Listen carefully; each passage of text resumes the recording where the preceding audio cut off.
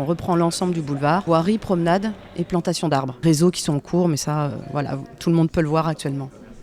Donc les réseaux en cours, apparemment, c'est les plus gros travaux. Il ne va pas y avoir beaucoup d'aménagements différents en surface.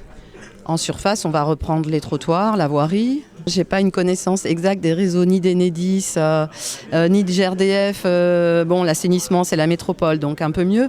Oui, ce sont tous des réseaux anciens qu'il fallait reprendre dans leur globalité, parce que quand on réaménage un espace, l'objectif, c'est de ne pas réintervenir pour des casses ou des choses comme ça dans les années à venir pour dégrader le nouvel aménagement. Donc apparemment, il n'y aura pas de pistes cyclables à proprement dit. Il y aura des bandes cyclables, tout ça pour ne pas gêner les commerçants quand il y a le marché ou les forains, quand il y a la vogue des marrons. Comment vous avez abordé le sujet de cet aménagement de voirie ? Est-ce qu'il va être plus large, plus court que maintenant ? Comment ça se passe ? En soi, il est plus large puisqu'on vient chercher le maximum d'espace possible pour faire l'aménagement cyclable, donc via une bande.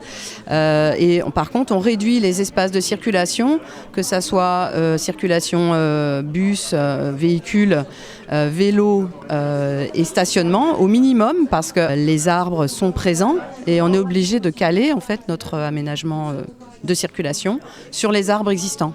Ce sera réduit, mais simplement en largeur, parce qu'il y aura le même nombre de voies. Oui, c'est exactement ça. En fait, ce qui est un peu compliqué à comprendre, c'est qu'on élargit et en même temps, on diminue.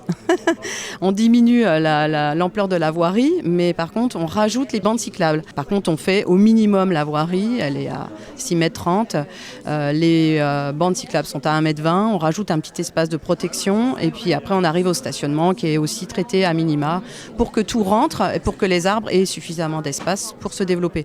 C'est pas le marché qui contraint, en fait, c'est vraiment les arbres, l'alignement des arbres.